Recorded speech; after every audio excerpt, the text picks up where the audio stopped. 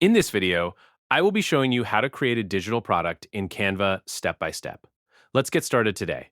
First, I start on the Canva homepage and click on the search bar right in the center of the screen. I type Planner into the search bar and hit Enter to browse through all available templates. I scroll down through the search results to explore different design options, layouts, page structures, and aesthetic choices. Once I find a design I like, I click on it to open the template preview modal. Then, I click on the purple Customize this template button to open the planner inside the main Canva editor. Now that the design is loaded onto the canvas, I am ready to start personalizing every detail. I select the main heading text at the top of the page.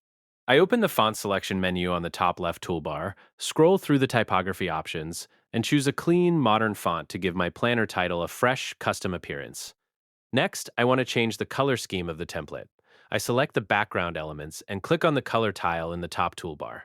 I choose a soft, cohesive color palette from the panel to make the digital planner look polished and professional. To add some decorative detail, I go to the left sidebar and click on Elements. In the search bar, I search for aesthetic graphics and select a nice decorative element to add to the canvas. I drag and resize it to position it neatly in the corner of the layout.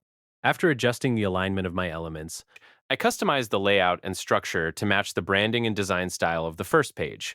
I make sure all section headers, text boxes, and styling remain consistent across the entire product.